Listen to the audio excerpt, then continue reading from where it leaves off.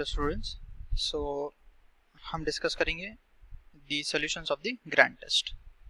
So let's start with question number 1। So question number 1 में लिखा हुआ है Harshita earns ₹3,500 if she spends ₹1249 on buying earphones, what is the balance of her salary. ठीक है, सो salary कितना दे रखा है हमें, सैलरी ऑफ हर्षिता।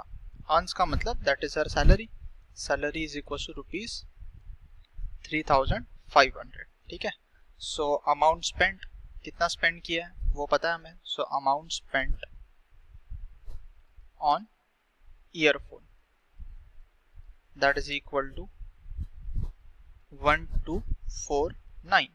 सो अगर इतना अमाउंट उसने स्पेंड कर दिया फ्रॉम हर सैलरी तो उसके पास कितने पैसे बचेंगे ये निकालना हमें। सो अमाउंट लेफ्ट और amount remaining that will be equal to जो सैलरी थी दैट इज ₹3,500 माइनस जो ईयरफोन पे स्पेंड किया that is 1249 and that is equal to 3,500 minus 1249 करेंगे तो we would get the required answer. तो देख लेते हैं। So this is 3500 minus 1249, so that is 152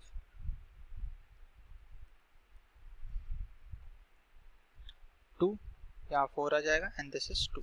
so amount left is ₹2251। So which is the correct option, option B is correct.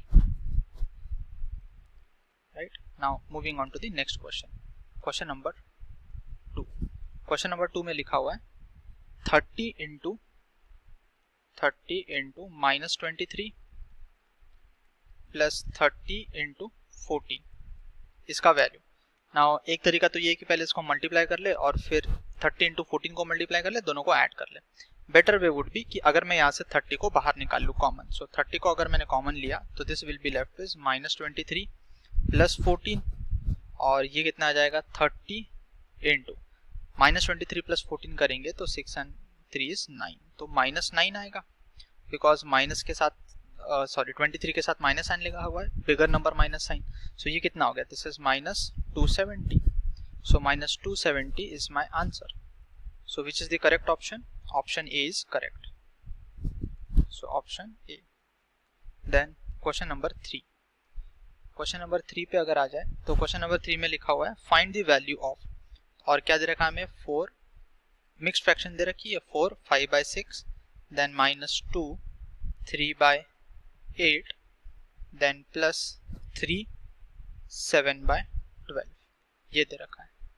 Right, now इसको हम सबसे पहले फ्रैक्शन में कन्वर्ट कर लेंगे। सो मिक्स फ्रैक्शन को फ्रैक्शन में कन्वर्ट करेंगे तो this is 6 into 4 plus 5 divided by 6, यहाँ आ जाएगा -2 इंटू 8 प्लस 3/8 और माइनस साइन है तो always we should have a bracket, plus 3 into 12 plus 7/12। ठीक है, नाउ लेट्स सिंप्लीफाई दिस, और अगर इसको सिंप्लीफाई करेंगे तो what do we get, 6 into 4 कितना होता है 24 plus 5 is 29/6, then minus this is 16 plus 3 is 19, so 19/8 and plus ये कितना आ जाएगा 36, 12 into 3 36 plus 7 is 43, so 43/12। Now what is the LCM of 6, 8 and 12, and I should be knowing that the LCM is 24 है ना। so LCM of 6, 8, 12 that is equal to 24। so यहाँ पे मुझे किससे मल्टीप्लाई करना पड़ेगा 4 से, so 29 इंटू 4, देन माइनस यहाँ पे 3 से, so 19 इंटू 3 बिकॉज 8 इंटू 3 24 होता है, और यहाँ पे 2 से, so 43 into 2। so how much this is equal to 29 into 4 करेंगे तो this is 36, 4 2 is 8 and 3 is 11, then 19 3 is 57, then plus 43 into 2 would be equal to 86 whole divided by 24। तो इसको सिंप्लीफाई करने पे क्या मिल रहा है मुझे, so 116 minus 57, this should be 40 and 16 56 59 plus 86, so 59 plus 86 by 24, so this is how much 15, 13 and 1 is 14, 145 by 24. So this is my answer. इसको आगे सिंप्लीफाई नहीं कर पाएंगे हम, राइट, क्योंकि ये किसी से कैंसिल आउट नहीं हो पाएगा. So which is the correct option? Option A is correct. Then moving forward, next question, that is question number 4. So question number 4 में लिखा हुआ है what should be subtracted from point 1 to get point 03. तो point 1 में से क्या subtract करें? तो मैंने बोल दिया कि चलो माइनस एक्स सब्ट्रैक्ट कर लिया, सो एक्स सब्ट्रैक्ट कर लिया, तो मुझे क्या मिलना चाहिए? 0.03. सो अगेन लैंग्वेज को रीड करके we should be able to write this equation. उसने लिख रखा है what should be subtracted from point 1, तो मैंने बोल दिया कि पॉइंट 1 से एक्स सब्ट्रैक्ट कर दिया, वो क्या सब्ट्रैक्ट करना है वही निकालना है, तो वो हमने एक्स लिख दिया, और वो सब्ट्रैक्ट करने के बाद क्या मिलना चाहिए मुझे? 0.03. तो क्या यहाँ से मैं इस तरह से लिख सकता हूँ that 0.1 minus 0.03 equal to X, right. ये x अगर राइट हैंड साइड में जाएगा तो प्लस एक्स हो जाएगा, और ये टर्म अगर लेफ्ट हैंड साइड में आएगा तो माइनस हो जाएगा.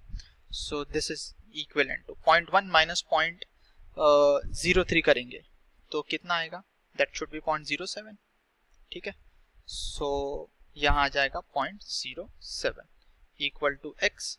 ठीक है, so therefore what should be subtracted? 0.07 should be subtracted. So this is my answer.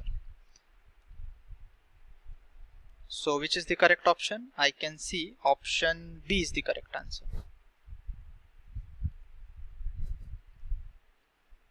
Then moving forward, question number 5 पे आ जाते हैं. Question number 5 says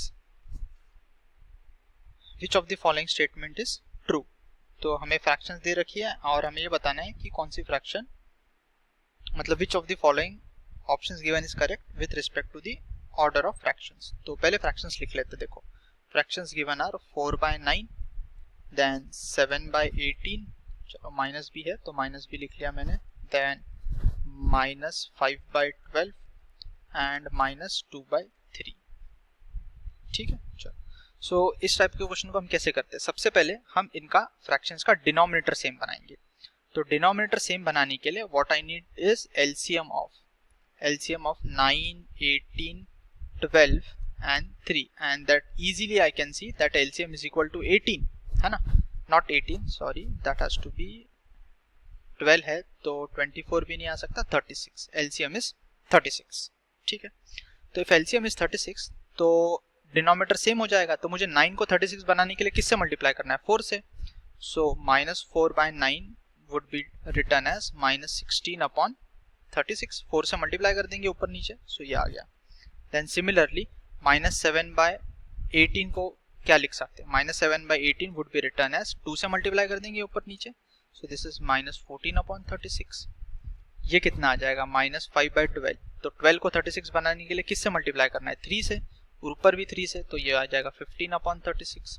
और यहाँ पे -2/3 लिखा हुआ है, तो इसको किससे मल्टीप्लाई करेंगे? 3 को 12 से, तो 12 से मल्टीप्लाई करने पे दिस वुड बी 36, और ये 12 से मल्टीप्लाई होने पे -24/36. ठीक है, so now what are the fractions I am suppose to compare? एक तो है -16/36, फिर है दूसरा -14/36.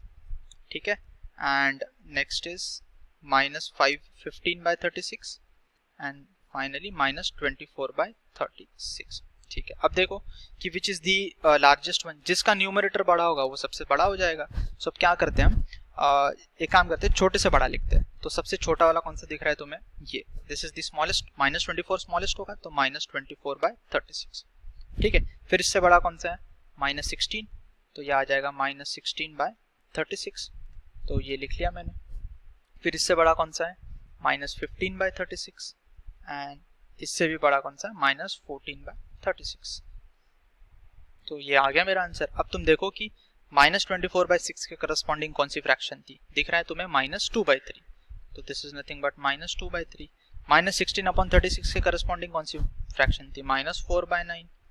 और फिर उसके बाद -15/36 के corresponding which was the fraction? It was -5/12. And यहाँ से आ जाएगा -14/36 के corresponding -7/8. So this should be my answer. तो अगर हम ऑप्शंस को देखेंगे तो I can see which is the correct option. I can see option C is the correct answer. ठीक है, तो ये आ गया मेरा answer which is option C. चलो नेक्स्ट क्वेश्चन नंबर 5 हो गया, फिर आ जाते 6 पे। सो question number 6 is the additive inverse of a rational number. तो एडिटिव इनवर्स का मतलब क्या होता है? एडिटिव इनवर्स का मतलब रहता है कि जो भी नंबर होगा, नंबर रैशनल नंबर, इसमें हम क्या ऐड करें तो मुझे 0 मिलना चाहिए। तो मैंने बोल दिया कि इसमें मेरे को मान लेते कुछ a ऐड करने पे 0 मिल रहा है, ठीक है। एडिटिव इनवर्स का मतलब a is additive inverse of this fraction when if I add those two numbers मुझे 0 मिलना चाहिए। तो मुझे यहाँ से a की वैल्यू कितनी मिल रही है? -x/y। So this is my additive inverse. ये मेरा आंसर हो जाएगा एडिटिव इनवर्स का, -x/y which is option C. Option C is the correct answer, ठीक है। चलो देन क्वेश्चन नंबर 7 पे आ जाते हैं।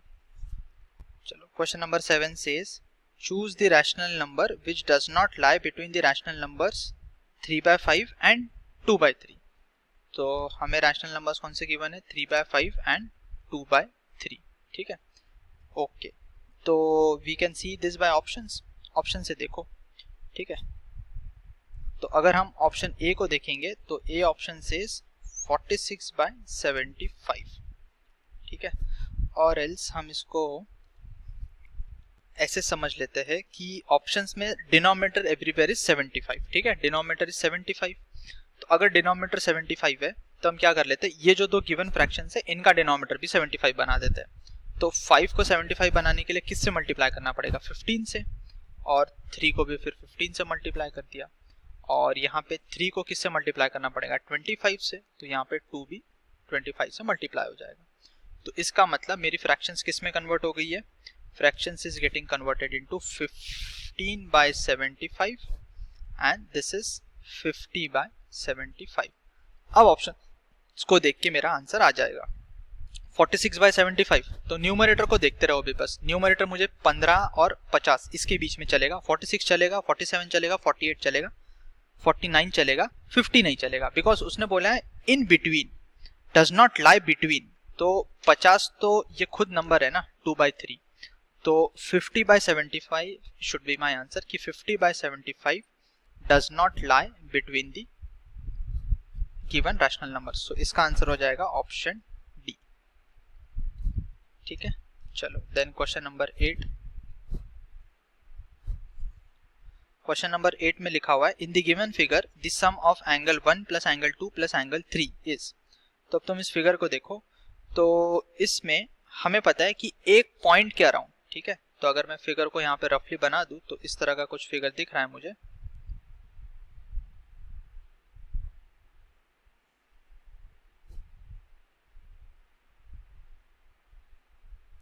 तो यहाँ पे कौन कौन सा एंगल्स गिवन है? ये एंगल मुझे 60 डिग्री गिवन है, और ये एंगल 1 है, दिस इज 2, दिस इज 3। तो मुझे क्या पता है, एक पॉइंट के around sum of the angles कितना होता है? Sum of the angles is 360 degree, ठीक है। तो इसका मतलब ये 60 डिग्री का angle plus angle 1 plus angle 2 plus angle 3, this has to be equal to 360 degree. एक पॉइंट के अराउंड 360 डिग्री का एंगल बनता है। तो ये मतलब हुआ कि ये पूरा एंगल जो होगा this has to be 360 degree. तो यहाँ से angle 1 plus angle 2 plus angle 3 ये किसके इक्वल है? This is equal to 360 minus 60 degrees. So from here I am getting angle 1 plus angle 2 plus angle 3 is equal to 300 degrees. Sorry, this has to be 300 degrees. तो ये मेरा answer हो जाएगा। So which is the correct option? Let's see. Option D is the correct answer. So option D. ठीक है, this is the answer. Then which is the question next? Question number 9. So question number 9 में अगर मैं आ गया तो question number 9 says if the supplement of an angle is 3 times its complement then the angle is, ठीक है, कोई बात नहीं। अब सबसे पहले मैंने इसको वर्ड प्रॉब्लम के टाइप में समझने की कोशिश की, तो स्टेटमेंट से समझते। तो स्टेटमेंट में लिखा हुआ है if the supplement of an angle, तो सबसे पहले एंगल क्या है? तो मैंने बोला let the angle be X, ठीक है। मैं एंगल को x बोल देता हूं। तो सप्लीमेंट ऑफ एन एंगल, तो सप्लीमेंट ऑफ एंगल कितना हो जाएगा? तो लिख लेते सप्लीमेंट ऑफ एन एंगल। तो हमें पता है सप्लीमेंट का मतलब 180 के रिस्पेक्ट में आई शुड, मतलब जो भी सप्लीमेंट होगा उसको x के साथ ऐड करेंगे तो 180 मिलना चाहिए। तो supplement of angle this has to be equal to 180 minus x, ठीक है, क्योंकि मुझे दिख रहा है कि x और 180 माइनस x को ऐड करूंगा तो मुझे 180 मिलेगा। फिर उसके बाद कॉम्प्लीमेंट, तो कॉम्प्लीमेंट का मतलब क्या होता है कि angle, if the two angles are added and those are equal to 90 degree, तो इसका मतलब दो एंगल्स कॉम्प्लीमेंट्री है या कॉम्प्लीमेंट ऑफ ईच अदर है।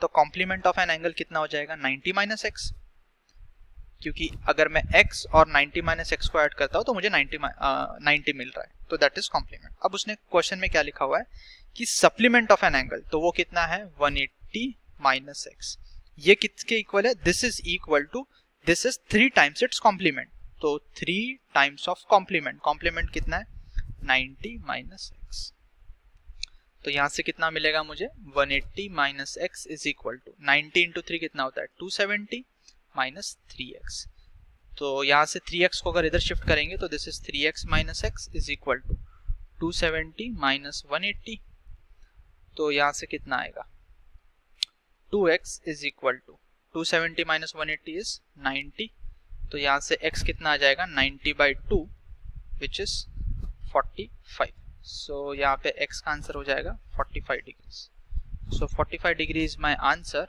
और 45 डिग्री कौन सा ऑप्शन दिख रहा है हमें, हम देख सकते हैं option D, so option D is the correct answer. Okay, चलो then moving forward to question number 10। Okay, so question number 10 में एक फिगर गिवन है। So in the figure L is parallel to M and AX and AY are transversal, then the value of the angle x plus y minus z। तो I think मैं सबसे पहले figure बना लेता हूँ यहाँ पे। सो कुछ इस तरह से फिगर है, एक मिनट, ये एक लाइन A पॉइंट से और यहाँ से ये y वाला, ठीक है, और ये दो लाइन दे रखी है विच आर पैरेलल, ठीक है, तो L एंड M ये दोनों लाइन पैरेलल है। Okay, so this is B, ये C पॉइंट, ये एंगल Z दे रखा है मुझे, this is 70 degree, this is X, this is 120 degree and this is point D, this is point E, ठीक है, और ये एंगल Y। मुझे क्या फाइंड करना है, x plus Y minus Z. Okay, तो x plus Y minus Z find out करने के लिए मुझे ये पता है कि ये दोनों लाइंस पैरेलल है। ओके, तो अगर ये दोनों लाइंस पैरेलल है तो क्या मुझे यहाँ से दिख रहा है कि ये जो एंगल है 120 है, तो ये कितना हो जाएगा, है ना, bye linear pair I should understand ये कितना हो जाएगा। तो लिख लेते हैं सबसे पहले कि एंगल, क्या नाम दे इसको, LDA, तो ऐसा लिख लिया मैंने, एंगल LDA या ADL ऐसा लिख लेते हैं, एंगल ADL प्लस ये एंगल है एंगल ADB, ये पॉइंट B ले लिया, तो plus angle ADB,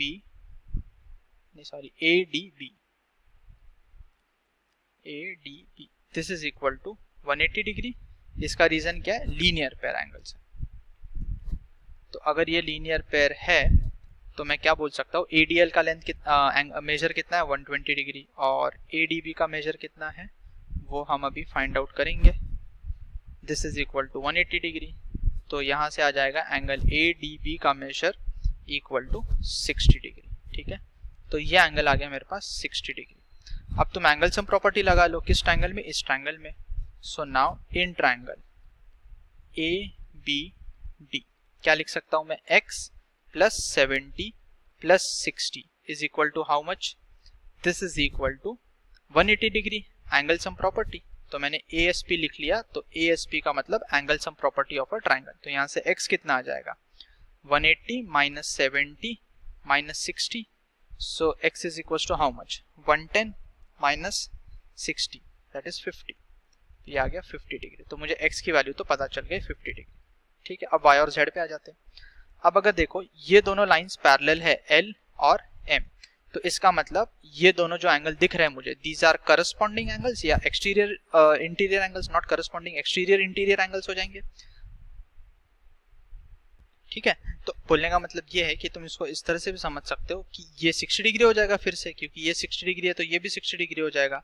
now if this is 60 degree तो मुझे ये समझ में आ रहा है कि ये एंगल और ये y करस्पॉन्डिंग एंगल्स है, तो आई कैन से दैट कौन सा एंगल है वो एंगल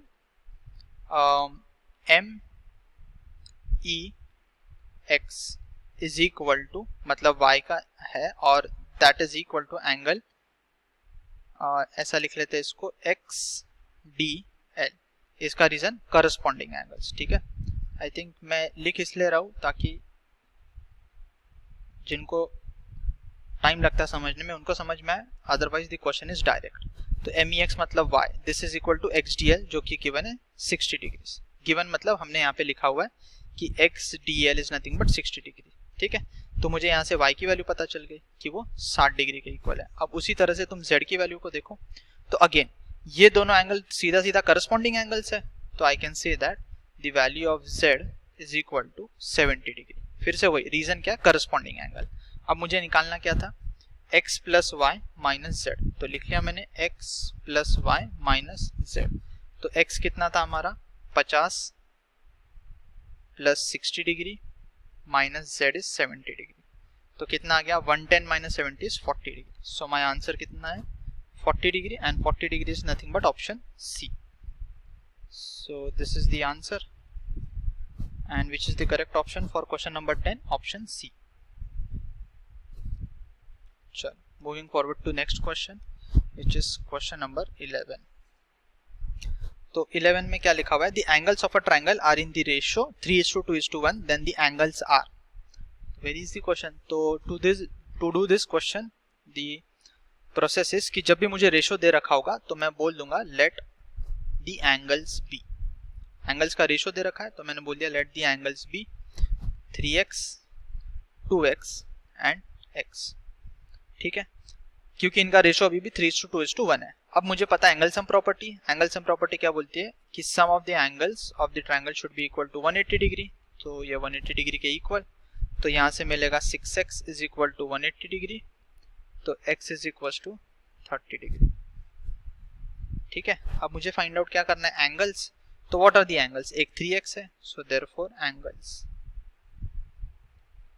ऑफ ट्रायंगल, तो 3x का मतलब हो जाएगा 3 इंटू 30 डिग्री, तो that is nothing but equal to 90। फिर दूसरा है 2x which is equal to 2 into 30 that is equal to 60 degree, और एक है x which is nothing but equal to 30 degree. So this is my answer 90, 60 and 30. So 90, 60 and 30 I think option A. So option A is correct. Question number 12 पे आ जाता है। So question number 12 says in the given figure ABC is a triangle. If AB is equals to AC then the value of X is. Again an easy question. तो इसको figure बना लेते हैं,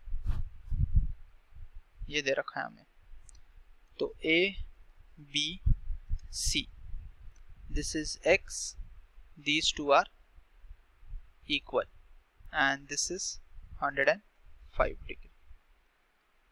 okay, सो हमें क्या बोल रखा है AB is equal to X, value of X is, तो अगर AB इक्वल टू X है तो AB इक्वल टू AC है, तो I can say that this angle has to be equal to X, ये X के इक्वल होगा by isosceles triangle property. So angle ABC is equal to angle ACB is equal to X। इसका reason क्या, angles opposite to equal sides are equal। ठीक है, now यहाँ पे मैं देख सकता हूँ ये x और ये 105 these are angles of a straight line, मतलब ये स्ट्रेट लाइन, ये AC जो है इस स्ट्रेट लाइन पे है and this is forming a रे, तो इसका मतलब ये एंगल जो x है प्लस 105 है, this has to be equal to 180 degree. इसका reason again linear pair of angles, तो यहाँ से मुझे x का वैल्यू कितना मिलेगा, x will be equal to 180 minus 105 and that is nothing but x is equal to 75 degree. So 75 degree is my answer, that is the value of X। So which is the correct option? Option C is the correct answer. So this is the answer, option C. This was question number 12. Then let's go to 13th question. 13th question में क्या लिखा हुआ है? If triangle ABC is congruent to triangle DF, then the value of DF will be. ठीक है, no problem. So मुझे दे रखा है triangle ABC is congruent to triangle DEF. Now if two triangles are congruent, तो इसका मतलब क्या होता है? Their corresponding sides are equal and their corresponding angles are equal. तो मुझे DF निकालना है, तो corresponding to DF, देखो ये DF है, तो DF के corresponding which is the side? AC is the side. ठीक है, ये vertices जिस ऑर्डर में लिखे हुए हैं that matters in congruency. So I can say that AC will be equal to DF. इसका रीजन क्या होता है? CPCT, that is nothing but corresponding parts of congruent triangles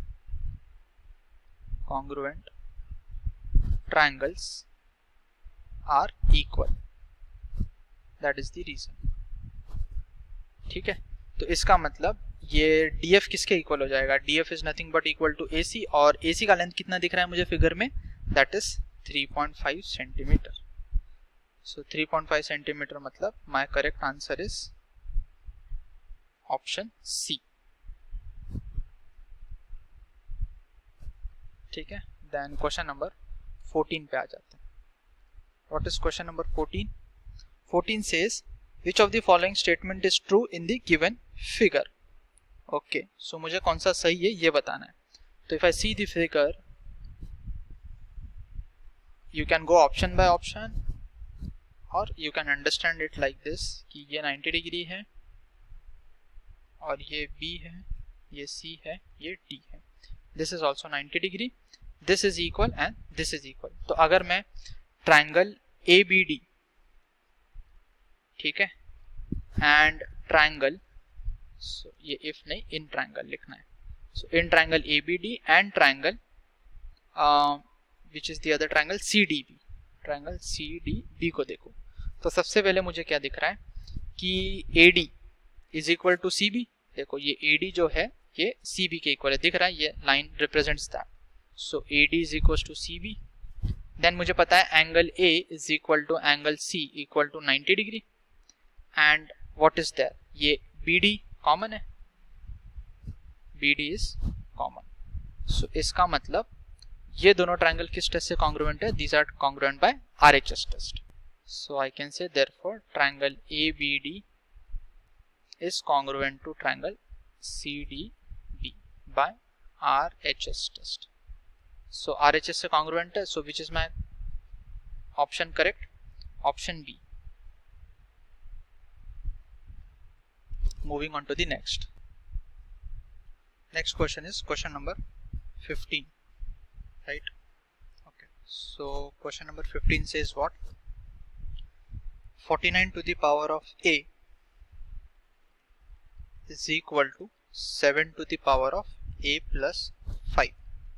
Okay, and 64 to the power of B, this is equal to 2 to the power of 4B plus 2. ठीक है, now हमें निकालना क्या? हमें निकालना है 2 की पावर A plus B. तो A और B की वैल्यू हम निकाल सकते हैं यहाँ से. कैसे? हम 49 को क्या लिख सकते हैं? 49 क्या रिप्रेजेंट है? 7 square whole power A equal to 7 की पावर A plus 5. अब यहाँ से using law of exponents this can be written 7 to the power of 2A is equal to 7 to the power of A plus 5. Now base is same, 7 और 7 लिखा हुआ है, तो इसका मतलब exponent should be equal to 2A is equal to A plus 5 and from here I get A is equal to 5. ठीक है, value of A. इसी तरह से इसको भी सॉल्व कर सकते हो. देखो 64 लिखा है, यहाँ 2 लिखा हुआ है, तो 64 को हम 2 की पावर में कन्वर्ट कर सकते हैं. If you do the prime factorization of 64, तो तुम्हें दिखेगा 64 can be written as 2 into 2 into 2 into 2 6 times. So that is 2 to the power of 6 whole power B equal to 2 to the power of 4B plus 2. So this is 2 to the power of 6B is equal to 2 to the power of 4B plus 2. सो यहाँ से मुझे क्या मिलेगा 6b is equal to 4b plus 2, right, because again base are same तो exponents को compare कर सकते हैं. सो यहाँ से मुझे मिलेगा 2b is equal to 2, so b is equal to 1. Now मुझे क्या फाइंड आउट करना है, 2 to the power of a plus b. So 2 to the power of a plus b is equal to 2 to the power of 5 plus 1, and that is 2 to the power of 6, or 2 to the power of 6 is nothing but 64. So 64 is my correct answer. That is option D.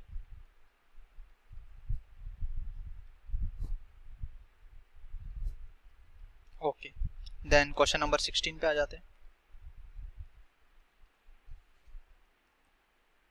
Question number 16 says the algebraic expression multiplied, तीन algebraic expressions को multiply किया when expressed as monomial is, तो कुछ भी नहीं करना है, हमें इन expressions को multiply करना है. First is 1/4 into x square y square into z square, then multiplied by 3x into 3/2 y square z.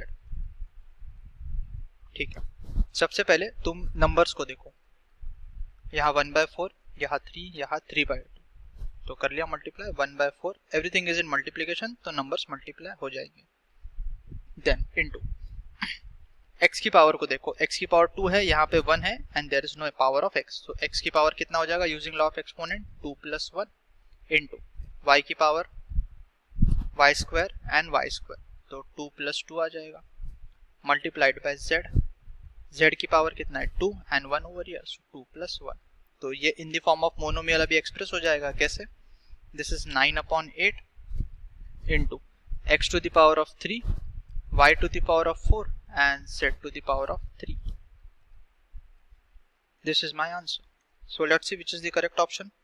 9/8 तो एक ही ऑप्शन में लिखा हुआ है, तो that is option A. Then next question, question number 17. Question number 17 says in the given figure below PQRS is a rectangle, find the area of the shaded portion in the given figure. तो shaded portion का area निकालना है. ठीक है, तो I think figure आपके पास होगा, चलो मैं बना ही लेता हूँ फटाफट. ठीक है, I am drawing the rough figure P, Q, R and S. तो ये इस तरह से शेडेड पोर्शन है. This is X point and this is T point, तो this is the shaded portion. इसका एरिया निकालना है मुझे. तो मुझे दिख रहा है कि अगर मैं पूरे रेक्टेंगल में से इन दोनों ट्राइंगल का एरिया सब्ट्रैक्ट कर दूंगा तो मुझे एरिया ऑफ शेडेड पोर्शन मिल जाएगा. सो दिस इज 10, ये 90 डिग्री है यहाँ पे because this is a rectangle, और ये पूरा दे रखा है मुझे 28. 6 दे रखा है दिस पोर्शन, ये दे रखा है 20, and since this complete is 28 I should understand this has to be 8. ठीक है, so I can now say that area of shaded portion, this is equal to area of rectangle PQRS minus area of these two triangles, that is area of triangle PST and minus area of triangle XRT. ठीक है, चलो. So if that is the case तो यहाँ पे आ जाएगा area equal to area of shaded region. Area of rectangle कितना है, ये पूरा 28 और ये length into breadth that is 28 into 10 minus area of PST half into base into height.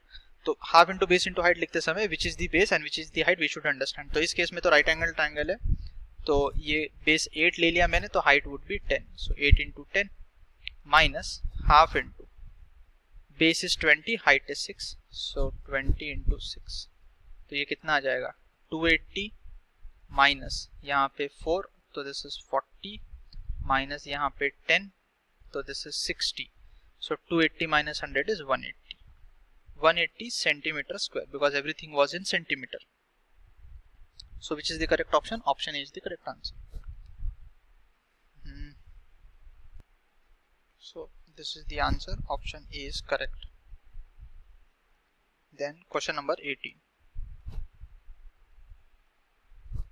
Question number 18 says find the area of the given figure.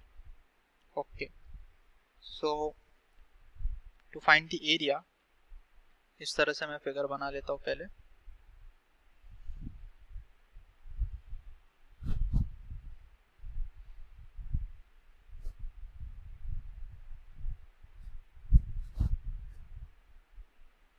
ठीक है, this is the given figure. Now this is 4 unit centimetre है सबका. This is 6. ठीक है, और यहाँ तक, ये यहाँ तक, ये डॉटेड बना देते हैं यहाँ से. सो दिस इज हाउ मच 6, फिर यहाँ से यहाँ तक 4 और यहाँ से यहाँ तक 6. ये कितना है 2. This is also 2. सो क्या करना है मुझे, area of the given figure. ठीक है, अगेन तो टू फाइंड द एरिया मुझे इसको रेक्टेंगल्स में डिवाइड कर देना चाहिए. ठीक है, तो मैं क्या कर सकता हूँ, very easily I can understand कि मैं एक रेक्टेंगल बना लेता हूँ. इसको अगर इसको इस तरह से एक्सटेंड कर दिया, ये जो ब्लू लाइंस है, तो I can see that a rectangle is getting formed. ठीक है, तो उस पूरे रेक्टेंगल को मैं नाम दे देता हूँ ए, इस पॉइंट को नाम दे देता हूँ बी, इसको दे देता हूँ सी और इसको डी. अब इस पूरे रेक्टेंगल के एरिया में से अगर मैंने इसको सबट्रैक्ट कर दिया और इसको सबट्रैक्ट कर दिया तो मेरा आंसर आ जाएगा. ठीक है, सो इनको भी नाम दे देते हैं. So let's say this is P Q and ये आर, और यहाँ पे यूज कर लेते हैं ई, यहाँ पे ई, फिर ये एफ एंड इसको जी यूज कर लिया and this is H point. ठीक है, so I can say that area और रिक्वायर्ड एरिया ऐसा लिख लेता हूं मैं. I would write required area. ठीक है, so the required area is equal to area of A B C D, पूरा रेक्टेंगल जो फिगर में मैंने बना दिया, माइनस किसका, इसका एरिया सबट्रैक्ट करना है और इसका एरिया सबट्रैक्ट करना है. So minus area of P Q D are, rectangle है वो again, and minus of area, minus area of rectangle E F G H. So area of rectangle E F G H.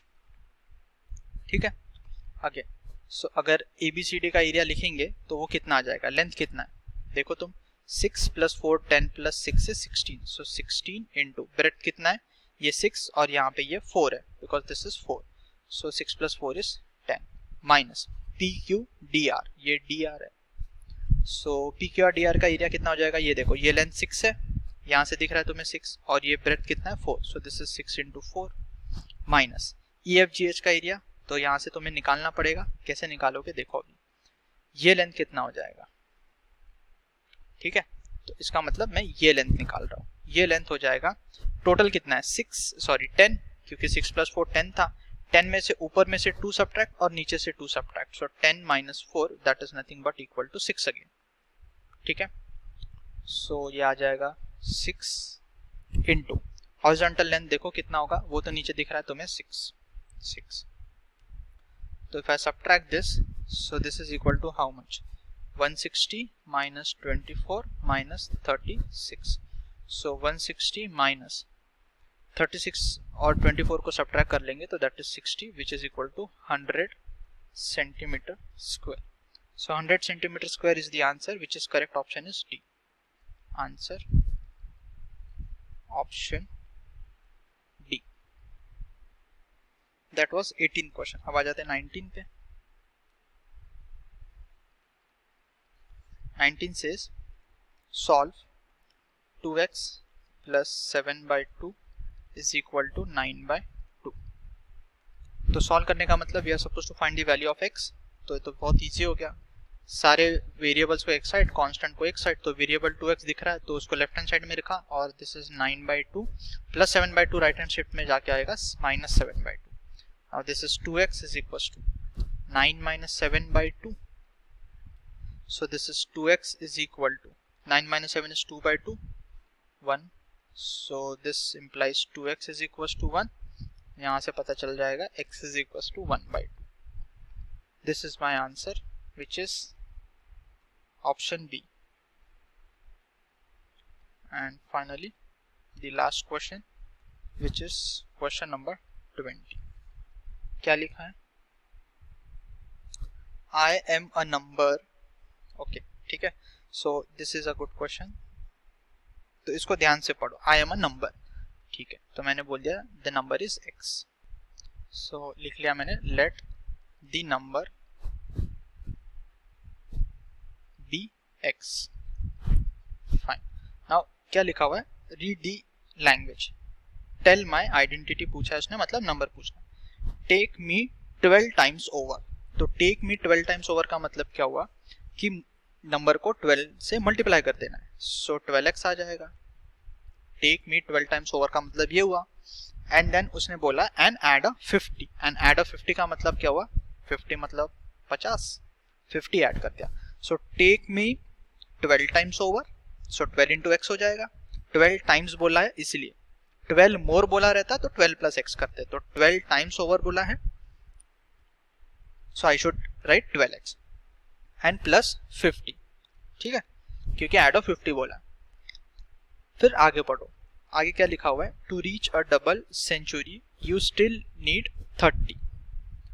तो अभी यहां से मुझे अगर डबल सेंचुरी का मतलब क्या है, मुझे 200 तक पहुंचना है. ठीक है, तो यहां से 200 तक पहुंचने के लिए इतना करने के बाद मुझे और 30 की रिक्वायरमेंट होगी, तब मुझे 200 मिलेगा. So plus 30. Again 12 times over and add of 50, तो आई थिंक इसमें कोई प्रॉब्लम नहीं है. 12x प्लस 50 आ गया. आगे लिखा हुआ है to reach a double century, तो डबल सेंचुरी मतलब मुझे 200 तक पहुंचने के लिए 30 और रिक्वायर्ड होंगे, बिकॉज यू स्टिल नीड 30 का मतलब 30 आर, मतलब 30 आर मोर रिक्वायर्ड. सो ये लिखा हुआ है प्लस 30 इक्वल टू 200. सो इस इक्वेशन को सॉल्व करना है. अगर लैंग्वेज समझ में आएगी तो ये इक्वेशन बन जाएगी and then we can easily solve. 200, so I get 12x is equal to 120 and x will be equal to 120 by 12. So x will be equal to 10. So this is the answer. So the required number is 10, option A. Hopefully you understood all the questions. Thank you.